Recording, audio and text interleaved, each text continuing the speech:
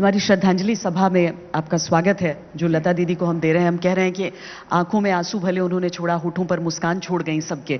जीवन ऐसे ही जीना चाहिए। एक कलाकार तभी बड़ा होता है जब उसके जीवन का बड़प्पन लोगों तक पहुंचता है। लेकिन मैं आपसे एक ऐसे सवाल के साथ शुरुआत करना चाहती हूँ, क्योंकि अलग अलग जो हमारे साथी मंच पर हमारे साथ जुड़ रहे हैं, जो आ रहे हैं, अपनी यादों को साझा कर रहे हैं, सब अलग अलग हैं। कोई किसी ने उनको देखकर गाना सीखा, किसी के लिए मिसाल रही, कोई एक्ट्रेस जिनकी आवाज वो बनी। लेकिन जब लता मंगेशकर के साथ बैठकर एक डुएट गाना गाया जाता है, तब लता मंगेशकर कैसी थी? तो मैं बड़ा नर्वस था। मैं खड़ा हूं इधर, ये लता जी हैं यहाँ पर। तो रिहर्सल हो चुका। डैनियल साहब जो कंडक्टर थे बाहर, उन्होंने सब कर दिया। खयाम साहब की आवाज आ गई कि चलिए शुरू करते हैं टेक। और मेरे मुंह से निकल गया कि लता जी मैं बड़ा नर्वस हूं। तो वो इतनी सादगी के साथ, मुझे आज भी याद है, कहने लगी क्यों, आप तो अच्छा गाते हैं। तो मेरे मुंह से उसी सादगी के साथ निकल गया कि आपने कब सुना मुझे, लिटरली। क्योंकि तो उन्होंने कहा कि नहीं, मैंने सुना है आपको। वो एक आरोही प्रोग्राम आया करता था दूरदर्शन पर, बहुत 2-3 साल पहले, उससे पहले ब्लैक एंड व्हाइट टीवी था जब। और उन्होंने याद किया कि आपने वो गजल गाई थी और ये गाई थी, तो अच्छा गाते हैं आप। देखिए मकसद क्या था कि वो मुझे दिलासा दे रही थी। वो लता मंगेशकर नहीं थी, वो एक बुजुर्ग थी जो एक नौजवान को दिलासा दे रही थी कि फिक्र मत करो, अच्छा हो जाएगा। ये उनका बड़ापन था। और उनकी उस एक पंक्ति से आपके मन का, आपका हौसला बेशक बेशक, और उसमें थोड़ा हौसला बढ़ा। होता है ना कि नया सिंगर, और देखिए आज का दौर ऐसा है कि आप जाते हैं, एक एक लाइन आप रिकॉर्ड करते हैं, और फिर अगर टेक से बराबर नहीं होता है तो आप फिर से उसको 50 बार कर सकते हैं। लेकिन वहां तो आप जैसे कि लाइव गा रहे हैं, और अगर आपने गलती की तो इतना प्रेशर है कि पूरा जो हो चुका है रिकॉर्ड वो स्क्रैप हो गया। और बहुत ही मुश्किल मुकाम था वो। और वो गीत था फिर छिड़ी रात, बात फूलों की रात है या बारात फूलों की। गजल थी मकबूलों की, फिर छिड़ी रात, बात फूलों की। यार इसके तो बोल भी ऐसे, इसके लफ्ज इस तरह के ऊपर इसमें मैं आपको बताना चाह रहा था कि जब कोई भी सिंगर आता है या कोई भी सिंगर शुरुआत करता है, तो उस्तादों से जो तालीम मिलती है वो सुर पक्का करने की होती है, सुर लगाने की, सुर कैसे लगाया जाता है, सुर को कैसे पक्का किया जाता है, और फिर सुर में ठहराव, ये सारी चीजें हैं। लेकिन उसके बाद जो मुझे पता लगा कि सुर लगा के सुर को छोड़ना वो भी एक फन अलग होता है। ये देखिए, वही तो कहना चाह रहा था मैं कि लगा के ऐसे सुर छोड़ो कि उसकी आस रहे, वो एक अलग मुकाम होता है। जो इस गाने में जब लता जी के साथ मैं गा रहा था, तो मैंने नोट किया कि उन्होंने जो सुर तो उनका वो मतलब सुर और लता जी तो मतलब कोई और इसमें कहने की बात ही नहीं है। लेकिन जिस तरीके से वो एक सुर लगाती थी और कहीं पर वो ऐसे आस छोड़ती थी कि वो सुर की आस आपको नजर आती थी। मतलब अगर करके बताएं, क्योंकि जो संगीत नहीं, मैं तो वैसा नहीं कर सकता, मैं कोशिश करूंगा सिर्फ। अब जैसा कि अभी ये मख्ता में रहने दिए, ये महकती हुई, ये महकती हुई गजल मखदूम, जैसे सहरा में रात फूलों की, रात है या बारात फूलों की। ये जो है बहुत अरसे के बाद मुझे एहसास हुआ कि ये क्या कर गई। और आज मतलब जब मैं इस स्टेज पर पहुंचा हूं, ये तो अभी पता लग रहा है कि कितनी महान कलाकार तो थी वो, लेकिन क्या क्या काम कर गई वो। लता मंगेशकर एक ऐसा समंदर जिसमें संगीत का हर रत्न है। वो भले ही आवाज आज कहीं गुम हो गई हो, लेकिन जो वो धरोहर छोड़ गई हैं, जो वो एक लेगेसी, एक संस्कृति छोड़ गई हैं संगीत की, उसको शब्दों में कहना बहुत ही मुश्किल है, लेकिन आज हम उसे संगीत के माध्यम से कहने की कोशिश करेंगे। तो संगीत की दुनिया से जुड़े हुए कुछ ऐसे ही शख्स हमारे साथ हैं, कुछ ऐसे लोग जो लता जी को सुनते हुए इस परंपरा को आगे बढ़ा रहे हैं। तो मैं स्वागत करता हूं आज के मेहमानों का। तो सबसे पहले मैं मिलाता हूं मधुश्री जी से, बहुत ही अच्छी सुरीली मीठी आवाज जो अब आगे इन सब के ऊपर है कि कैसे लता जी की संगीत परंपरा को आगे बढ़ाएं। और हमारे साथ है जसपिंदर नरूला जी, डॉक्टर जसपिंदर नरूला, जो संगीत को बचपन से सुनती आई हैं। इन्होंने कहा कि लता जी इनकी माँ है और अब भी अपनी माँ की संगीत की परंपरा को आगे बढ़ाएंगी। और संगीत की ऐसी ही एक जनरेशन से जुड़े हुए मिस्टर समीर कोहली हमारे साथ हैं, जो कोई और नहीं बल्कि लता जी के साथ सबसे ज्यादा काम करने वाले संगीतकार मदन मोहन जी के बेटे हैं। तो इनके पास भी एक धरोहर है, इनके पास भी संगीत का एक खजाना है जो अब लता दी के जाने के बाद आगे बढ़ाना है। आप तो लता जी को माँ मानती थी, तो क्या कहेंगी? मैं कहने ही लगी थी, आपने जब कहा कि वो नाम गुम हो गया है, वो नाम कभी गुम नहीं हो सकता। जब तक ये धरती है और धरती पे लोग हैं, तब तक लता जी का नाम अमर रहेगा। और जब ये सब खत्म हो जाएगा तो वो आवाज फिर भी ब्रह्मांड में गूंजती रहेगी। वो ईश्वर की आवाज थी, और वो ईश्वर की जो आवाजें होती हैं वो कभी खत्म नहीं होती, वो कभी गुम नहीं होती, वो कभी मरती नहीं है, वो हमेशा जिंदा रहती हैं। और फिर दोबारा जब सृष्टि निर्मित होती है, वो फिर जन्म लेती हैं, फिर आती हैं, और लता जी फिर आएंगी। भले वो कहती थी कि मैं दोबारा नहीं आना चाहती लता मंगेशकर बन के, लेकिन वो फिर आएंगी, क्योंकि वो ईश्वर ने उन्हें जिस काम के लिए भेजा था वो बिल्कुल उसे पूरा करके गई हैं। और आज भी वो ईश्वर की, जैसे धरती पे एक स्पेशल स्थान था उनका, वैसा ईश्वर के घर में भी उनका स्पेशल स्थान होगा। ये मेरा मानना है कि वो बहुत ही कहीं एक ऐसे दरबार में बैठी होंगी और वहाँ भी ईश्वर को खुश कर रही होंगी अपनी आवाज़ से। वो लता मंगेशकर थी, वो लता मंगेशकर हैं, वो लता मंगेशकर हमेशा रहेंगी, वो कभी मर नहीं सकती।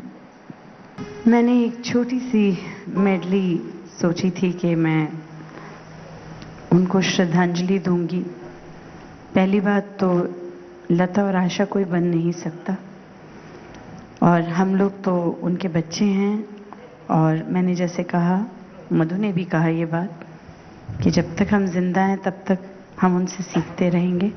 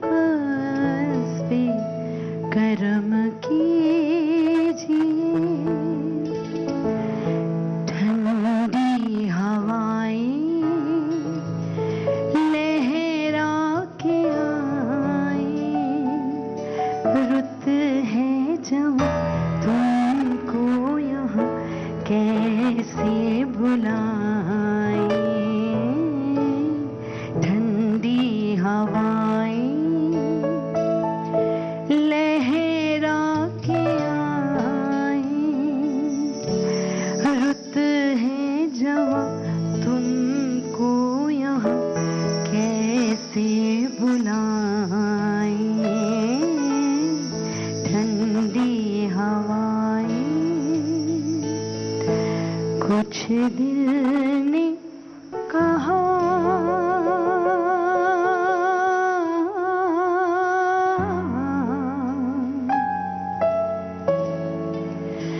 कुछ भी नहीं,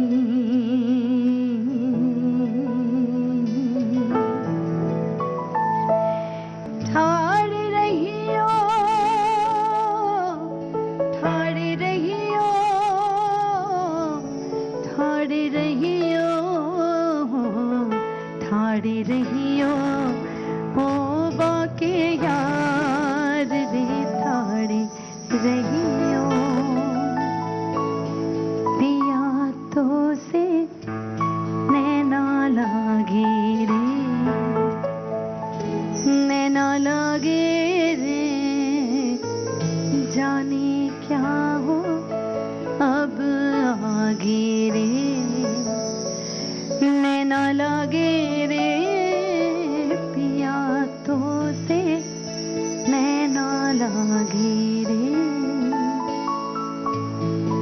जब लता दीदी भी थी तो आप दोनों की जोड़ी सबसे ज्यादा जमी पर्दे के पीछे से आने वाली उस आवाज के तौर पर। 230 गाने गाए हैं उदित नारायण और लता मंगेशकर ने साथ मिलकर, और इनमें जो फिल्में हैं वो एक एक फिल्म जो कि एक बार नाम ले लिया जाए तो उसके गीत होठों पर आ जाते हैं। दिलवाले दुल्हनिया ले जाएंगे, डर, दिल तो पागल है, वीर ज़ारा, सारी, दुश्मन, और इनमें कुछ फिल्में शायद जो कम सुनी हुई फिल्में रही, लेकिन वो गाना सुनेंगे तो आप समझ जाएंगे कि ये गीत कौन सा है। तो आमतौर पर उदित जी आपसे बात होती है तो आपके बारे में ही होती है, लेकिन आज उस सह कलाकार की, उस आइडल की बात होगी। वो पहला मौका कब था जब उदित नारायण ने लता मंगेशकर को जाना?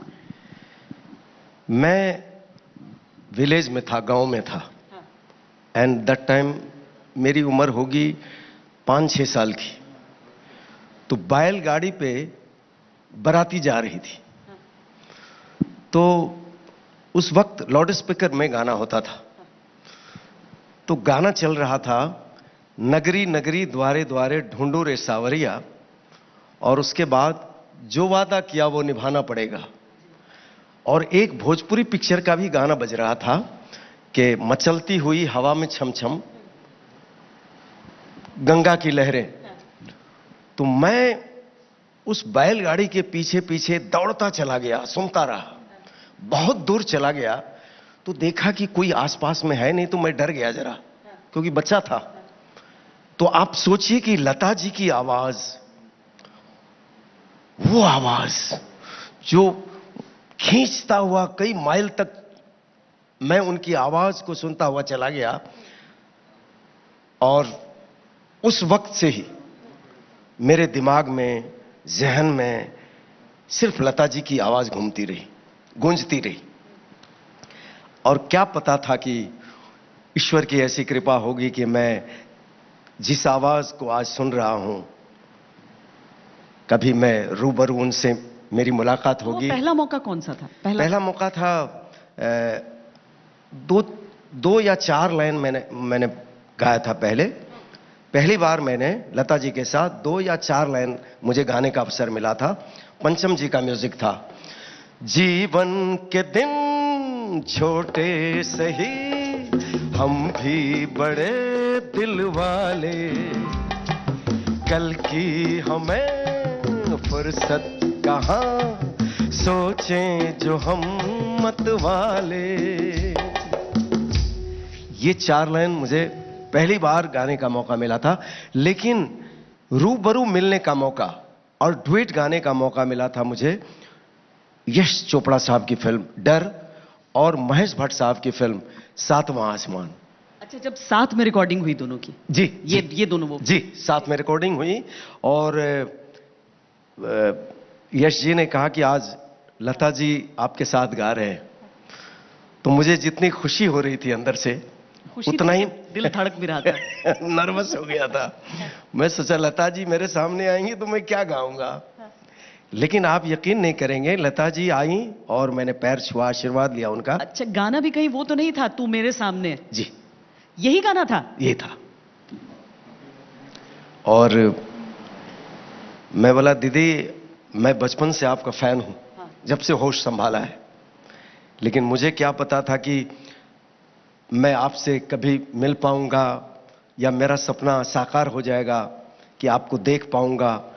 ईश्वर की ऐसी कृपा हुई, देखना तो देख तो लिया ही, लेकिन साथ में गाने का भी मौका भी मिला मुझे, तो कितनी बड़ी बात है। तो जी दीजिएगा।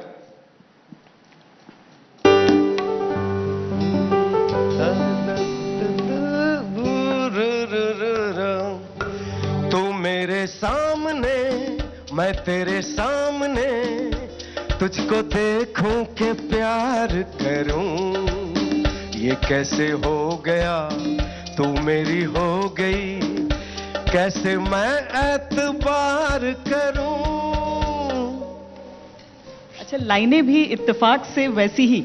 जी, तू मेरे सामने, मैं तेरे सामने, तुझको देखूं कि प्यार करूं, ये कैसे हो गया? हाँ। तू मेरी हो गई, कैसे मैं एतबार करूं?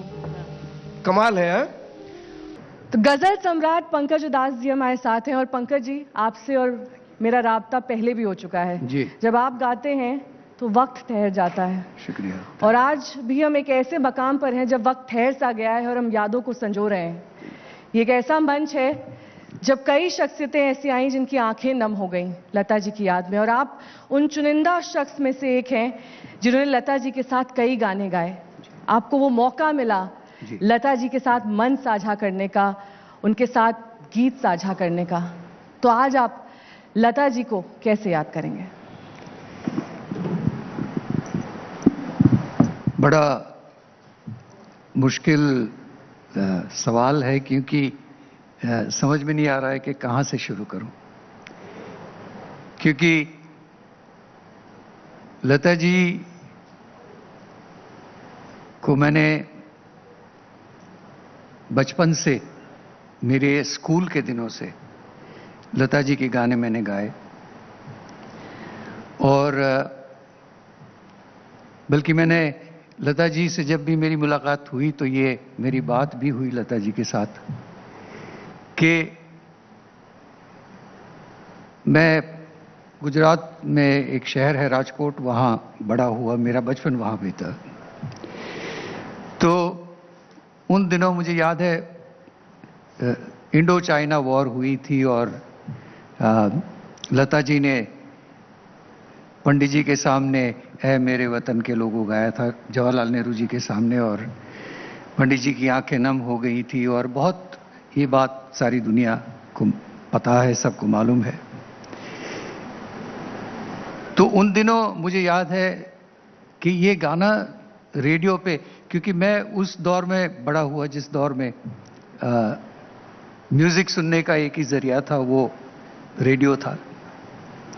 तो मैं सुबह से शाम तक ये गाना कम से कम दिन में 8 से 10 बार बजता था रेडियो पे, और मैंने ये गाना ज़बानी याद कर लिया। somehow I memorized this whole song, और फिर मैंने ये गाना गाना शुरू किया।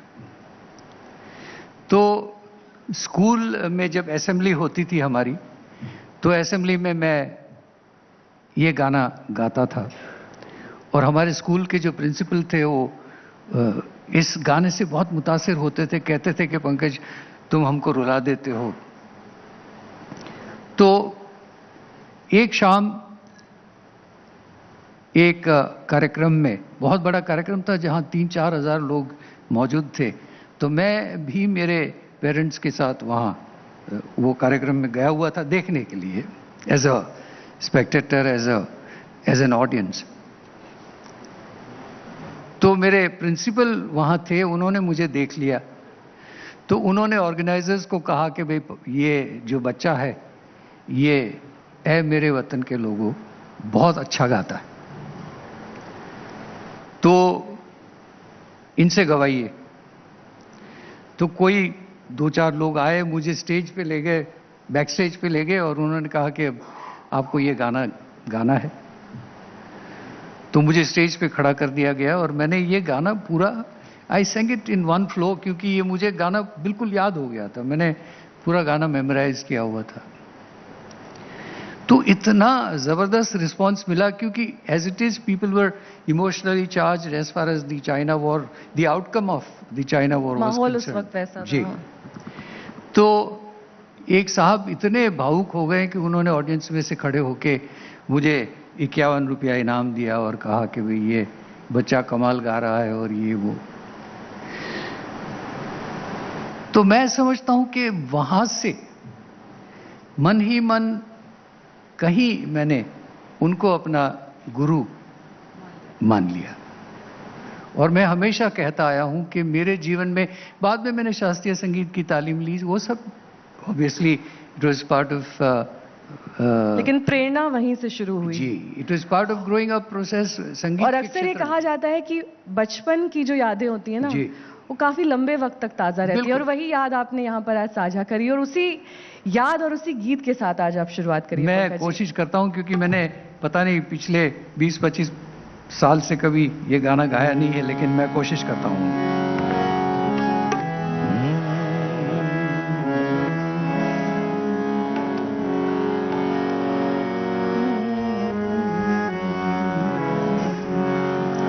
मैं मुखड़ा गाने की कोशिश करता हूँ। ऐ मेरे वतन के लोगों, जरा आँख में भर लो पानी, जो शहीद हुए हैं उनकी जरा याद करो कुर्बानी। ऐ मेरे वतन के लोगों, जरा आँख में भर लो पानी, जो शहीद हुए हैं उनकी जरा याद करो कुर्बानी। बहुत बहुत स्वागत अभिजीत का हमारे साथ इस मंच पर मौजूद है। अभिजीत, आपकी यादें लता जी के साथ कैसे जुड़ी हुई, क्योंकि एक सोशल मीडिया प्लेटफॉर्म ने आपने कहा था कि आपकी संगीत की शुरुआत ही लता जी की प्रेरणा के साथ हुई थी। एक्चुअली सबसे पहले तो thank you so much for calling me यार, मुझे यहाँ बुलाने के लिए, इतना सम्मान देने के लिए थैंक यू सो मच। और जैसे मैंने कहा कि शुरुआत मेरी गाने की जो है वो दीदी के गाने से हुई थी। उससे पहले हम लोग म्यूजिक सुनते थे, गाना सुनते थे, मेरे घर में चलता था। लेकिन मेरे अंकल और मैं, हम लोग एक बार बैठ के, छोटा था मैं, 7-8 साल का रहूँगा, कोई सिंगर की एक पहचान नहीं थी मेरे दिमाग में, सिर्फ गाने चलते थे और गाने याद करता था। आज भी मेरे बच्चे वही करते हैं। तो पहली बार हम बैठकर मदन मोहन साहब का एक गाना था मायरी, और वो सुन रहे थे हम लोग। तो मायरी जो मदन मोहन साहब ने गाया हुआ है वो एकदम खड़ा खड़ा गाया हुआ है, बहुत ही फोकिश स्टाइल में गाया हुआ है। और उसके बाद दीदी की एंट्री होती है, और दीदी का जो पहला एक एडलिप में ही जो पार्ट आता है मायरी, तो ये चीज जो है वो मेरे सर पे, दिमाग में इम्पैक्ट कर गई थी। और पहला सिंगर जिसको मैं जानने लगा था और म्यूजिक के बारे में मुझे समझने लगा कि म्यूजिक इतना इम्प्रेसिव हो सकता है, दिल को छू सकता है, वो उस मोमेंट पे था। वो आज भी मुझे याद। मैं जब पहली बार उनसे मिला, एक बहुत अजीब और डिफरेंट बात है लता दीदी के बारे में, बहुत ही खुले मन से मिलती थी और हमेशा आप कहती थी। मतलब भले 2 साल या 2.5 साल का लड़का हो तो शायद उसे भी वो आप कहे, इतना रिस्पेक्ट देती थी। आप कैसे? तो पहली बार जब मैं मिला तो हम लोग रेस्टोरेंट में खाना खाने के लिए बैठे थे, वो भी सामने फैमिली के साथ बैठी थी। तो जब उन्होंने मुझे देखा, मैं मिलने गया, तो उन्होंने मराठी में कहा, अरे हाब करके, मतलब अरे ये देखो। So you know she was also surprise. There was एक कहीं पे एक हिचक होती है, या जब इतने बड़े स्टार्स जब किसी नए स्टार को या किसी नए सिंगर को देखते हैं, कलाकार को देखते हैं, तो उनमें एक अपना बड़ा जो ओहदा होता है वो भी सामने आता है। बट दीदी में एक खास बात ये थी कि कभी भी उन्होंने ये चीज़ सामने लाने नहीं दी, कभी चेहरे पर दिखाई नहीं। उनकी जो मुस्कान थी वो एक छोटे बच्चे की तरह थी, पूरा चेहरा उनका हंसता था। यू नो कभी भी उसमें कोई भी मतलब चवन्नी भर भी मिलावट नहीं थी। ये खास बात मैंने तभी ऑब्जर्व की। मैं जब पहली बार उनके साथ परफॉर्म कर रहा था तो मुझे याद है बहुत बड़े ग्राउंड में एक इवेंट था और लता दीदी अपनी रिहर्सल्स कर रही थी, अपने गाने याद कर रही थी। तब उनकी शिद्दत देखे मुझे बहुत अचरज हुआ, बहुत अलग लगा, क्योंकि ये गाने ऐसा नहीं था कि उन्होंने कभी गाए नहीं होंगे। ये हमेशा उन्होंने कहीं ना कहीं कभी ना कभी गाए हुए हैं, उनके खुद के गाए हुए गाने हैं। लेकिन फिर भी जब शो से पहले वो इतनी शिद्दत से उसको प्रैक्टिस कर रही थी और उसको याद कर रही थी। ये परफॉर्मेंस से आप कुछ गाना चाहेंगे, अगर कुछ यादें जुड़ी हुई हो? वो जो मंच आपने साझा किया उस दिन, तब लता जी के साथ आपने क्या गाया, वो अगर आज इस हमने मैं तभी मराठी गाना हमने परफॉर्म किया था जो क्योंकि वो सारा महाराष्ट्र गौरव का एक इवेंट था और उसमें सारे मराठी कलाकार हम लोग, मैं खासकर हम लोग सभी थे। बट मैं डेफिनेटली जो मेरी शुरुआत का जो गाना था जो लता दीदी की आवाज़ में मैंने सुनकर जो शुरुआत मेरी हुई थी वो उससे ज़रूर मैं चाहूँगा मैं थोड़ी पंक्तियाँ आपके सामने शुरू करूँ।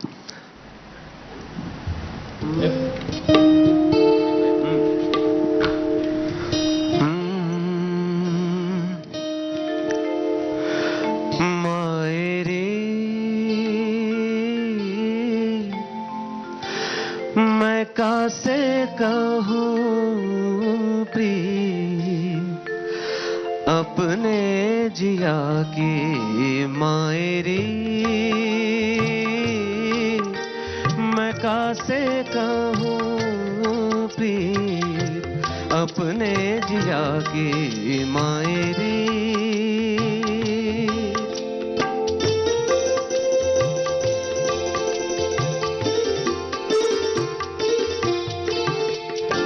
उस नयन के उनके मेरी लगी को बुझाए ना, तन मन भिगो दे ऐसी कोई घटा कभी छाए ना, मोहे बहा ले जाए ऐसी लगी कोई आए ना। उस नयन के उनके मेरी लगी को बुझाए ना, का करूं पीने कुंवारे मैं प्यासी मायरी, हाँ मायरी।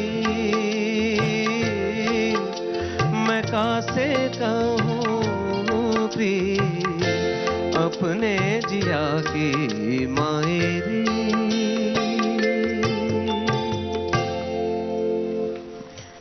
मैं एक ऐसी गायिका को हमारे बीच बुलाना चाहती हूं जो बचपन से ही बाकियों के लिए सामाजिक कार्य भी करती रही हैं। दिल की बीमारी अगर हो तो उसमें किस तरीके से एक छोटी सी मदद भी वो पहुंचा सकती हैं। पलक मुंचाल, उनकी आवाज आप बहुत सुनते हैं, लेकिन आज प्रत्यक्ष वो हमारे साथ यहां पर मंच पर आकर लता मंगेशकर के साथ की अपनी यादें साझा करेंगी हमसे और गीतों की श्रद्धांजलि देंगी। बहुत स्वागत है पलक आपका।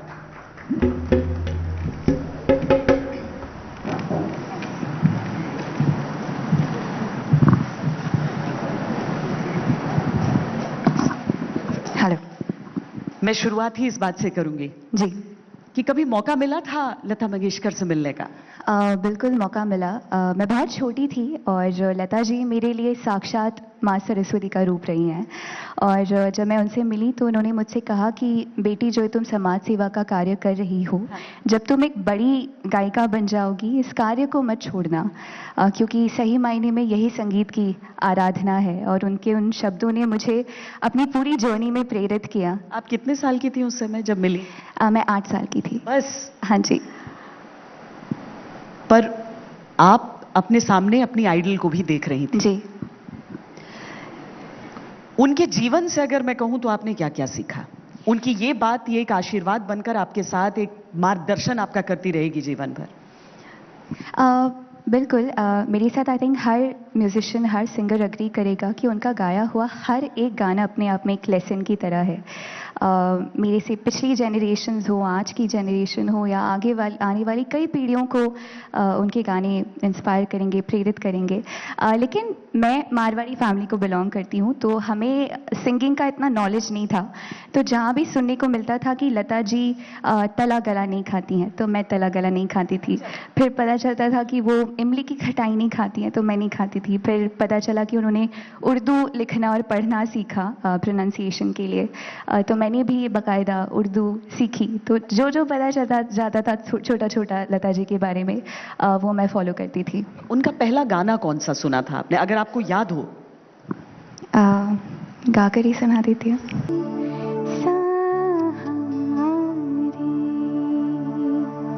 जब लता जी का नाम लिया जाता है तो उसके साथ बहुत सारे एडजेक्टिव्स या मुहावरे जुड़े जाते हैं, और लता जी के बारे में इतना सारा लिखा गया है, इतनी सारी इंफॉर्मेशन अवेलेबल है, लेकिन कुछ बातें हैं लता जी के बारे में, उनके पर्सनल लाइफ को लेके या प्रोफेशनल लाइफ को लेके, उनके सॉन्ग्स को लेके, वो शायद सबको पता नहीं है, सबको मालूम नहीं है। हमारे साथ आज एक हस्ती है जो हमें लता जी के बारे में कुछ चीज़ें जो सब नहीं जानते, rare instances of her songs, of her life. Sona Mohapatra, welcome. पहले तो मैं आपसे जानना चाहूँगा कि लता जी का जो इंस्पिरेशन है, हर एक सिंगर के लिए everybody has a different story, उनकी हर एक स्टोरी अलग होती है। आपके लिए जब आप छोटी थी, जब सिंगिंग का पहला थॉट आपके दिमाग में आया और लता मंगेशकर का नाम भी जुड़ा गया उसके साथ, क्या सोच थी आपकी वो? सबको ऐसे लगता था कि हमारे घर में हम 3 बहनें हैं और सबको लगता था कि मेरी आवाज़ इतनी भारी है कि मुझे लता जी का तो कोई गाना कभी गाना नहीं चाहिए, तो एक कभी एनकरेजमेंट नहीं होता था। मुझे तो कहा जाता था कि तू अंग्रेज़ी गाना गा, और लेकिन थैंकफुली मैंने किसकी बात कभी सुनी नहीं है। और मेरा पहला मेमोरी है, जैसे मुझे ऐसे लगता है कि सबके पूरे भारतवर्ष पिछले जितने 70 इयर्स में जब तक लता जी रही हैं और गाई हैं, she is been the sound track to our lives. तो हर माइलस्टोन, जैसे हर उम्र में I have a song of Lata ji जो एक माइलस्टोन कहला सकता है। तो मेरा पहला मेमोरी है कि मेरी बड़ी बहन नाचती थी और भरतनाट्यम सीखती थी और कथक भी सीखती थी। मुझ में इतना ग्रेस नहीं था, लेकिन हम लोग अफ्रीका में थे, नाइजीरिया में, और वहाँ पे एक इंडियन कम्युनिटी के लिए उसने डांस परफॉर्मेंस किया था और कोई नहीं था, तो मैंने गाना गाया था। तो चुना मेरे पापा मम्मी ने था। और कौन सा गाना था वो?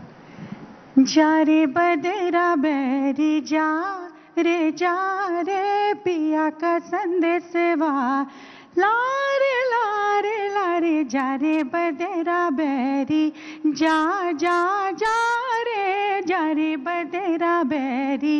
उन्होंने सिंपल से सिंपल गाने,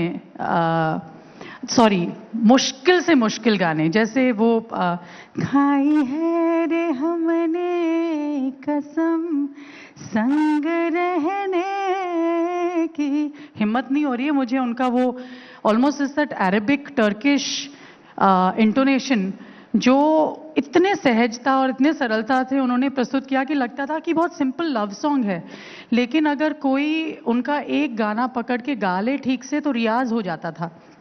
तो वैसे इतने मेमोरीज हैं, इतने गाने हैं। मुझे सबसे ज़्यादा इंस्पायरिंग उनकी बात ये लगी है, अभी अगर मैं सोचूं, कि उन्होंने एक इंडियन मेन स्ट्रीम में जैसे इतने चैलेंजिंग कॉम्प्लिकेटेड आर्टिस्ट्री को जैसे नॉर्मलाइज कर दिया हमारे जहन में और खून में, ऐसे डाल दिया कि पूरे इंडिया जो जनता कहलाती है वो सोचती है कि दैट इज़ द बेंचमार्क, वो तो होना ही चाहिए, उतना तो मिनिमम स्टैंडर्ड होना चाहिए। आई डोंट थिंक पूरे विश्व में ऐसे कोई कंट्री है जहाँ पे पॉपुलर म्यूज़िक, पॉप म्यूज़िक, वो ज़्यादातर सिंपलिस्टिक रहता है। कहने को बोलते हैं कि नुसरत फ़तेह अली खान साहब जो कवाल थे और दिग्गज ब्रिलियंट म्यूजिशियन हिमसेल्फ, वो कोई अपनी रिकॉर्डिंग शुरू नहीं करते थे जब तक वो लता दीदी को श्रद्धांजलि अर्पित करे। So she has inspired musicians from all genres. और मेरे ख्याल से जो क्लासिकल फॉर्म उन्होंने जो मेन स्ट्रीम में लेके वो आई, द मंगेशकर सिस्टर्स, वो तो बिल्कुल एम्प्रेस थी। I think that is the biggest contribution to India कि जनता और किसी को, म्यूजिशियन को भी उन्होंने ये एक बेंचमार्क दिया कि अपने आप को चैलेंज करो, कॉम्प्लिकेटेड में भी बहुत सुंदरता है, एंड चैलेंजिंग योरसेल्फ, और वो जो स्ट्राइव करना, it is, you don't have to sing nursery rhymes to be in popular culture. आज ऐसे ही it should be a shraddhanjali to her notes that were so perfect. And अगर सबसे बड़ा हम एक प्रण ले पाएँ, ये करें कि उनकी लेगेसी को प्रिजर्व करें, उनके स्पिरिट को प्रिजर्व करें by to start with archiving her music, and let us not seek simplicity in our everyday life so much कि कॉम्प्लिकेशन में भी बहुत मजा है। एब्सोल्युटली, आई थिंक सोना ये पॉइंट आपने बहुत बेहतरीन आज रखा है कि लेगेसी कैसे प्रिजर्व करे और लेगेसी को आगे कैसे लेके जाए। Thank you so much. Thank you so much Tushar, pleasure. Tulsi Kumar हमारे बीच इस वक्त मौजूद हैं। तुलसी, बहुत बहुत स्वागत है आपका आज तक के इस मंच पर, और Thank बेहद you. खास मौका और खास लम्हा इसलिए क्योंकि मुझे याद है जिस दिन लता जी का देहांत हुआ, आपने कहा सिर्फ एक आवाज़ नहीं गई है, एक इंस्टीट्यूशन चला गया है। बिल्कुल, लता जी सिर्फ मेरे लिए नहीं, वर्ल्ड वाइड जितने भी लोग म्यूज़िक से कनेक्ट करते हैं, इस आर्ट को प्यार करते हैं, लता जी उनके लिए गॉडेस हैं और हमेशा रहेंगी। और मैं ये बात कह नहीं सकती कि वो हमारे बीच नहीं है, क्योंकि उनकी आवाज़ जितने दिलों को छुई है वर्ल्ड वाइड, आई थिंक वो हमेशा हमारे साथ रहेंगी। तुलसी, 2009 में आपकी मुलाकात हुई लता जी से, और बहुत कम ऐसे लोग हैं जो इस अनुभव को प्राप्त कर पाए हैं, क्योंकि लता जी एक तो बहुत कम लोगों से मिलती भी थी, लेकिन जिन लोगों को इसका सौभाग्य प्राप्त हुआ उनमें से एक आप हैं। तो उस याद को आपने कैसे संजोया है आज, अगर आप हमें बता सकें? बहुत ज़्यादा ब्लेस्ड फील करती हूँ, बिकॉज़ लता जी जैसी शख्सियत से मिलना आई थिंक मेरे लिए बहुत बहुत बड़ी बात है, क्योंकि म्यूज़िक मेरे दिल के बहुत करीब है और लता जी म्यूज़िक के बहुत करीब रही हैं। और जब मैं अपना एल्बम लॉन्च करी थी 2009 में, मेरा डेब्यू एल्बम लव हो जाए जब रिलीज़ हुआ, तो I got the opportunity to meet Lata ji. मैं उनके घर गई, उन्होंने मुझे ब्लेसिंग्स दी। तो मेरे लिए वो पूरा जो मीटिंग सेशन था लता जी के साथ, that will be very very close to my heart for the rest of my life. लेकिन जब आप किसी एक ऐसी शख्सियत से मिलते हैं और रूबरू होते हैं जिसको आपने हमेशा आइडलाइज किया है, जिसके साथ आपने कहा कि मैंने अपने म्यूज़िक सफ़र की जब शुरुआत की तो मैं उनका आशीर्वाद लेना चाहती थी, जब आप एक ऐसी शख्सियत से मिलते हैं तो नम हो जाते हैं, खुशी का एहसास होता है, एक मिक्स्ड इमोशन बैग होता है वो, आप कैसे उसको डिस्क्राइब करें? एक्चुअली बैक देन मैं बहुत ज़्यादा छोटी थी और मेरे को याद है कि मैं बहुत एक्साइटेड थी। आई थिंक मेरे लिए वो एक्साइटमेंट लेवल बहुत था, बिकॉज म्यूज़िक की जर्नी मैंने शुरू की जब मैं 6 साल की थी। मैंने जो पहला गाना गुनगुनाया वो लता जी का गुनगुनाया था ऑन कौन माइक। सा था वो? उनका एक गाना लग जा गले तो मेरे बहुत करीब है ही, पर एक और गाना that always evokes emotions with in me is तुझसे नाराज़।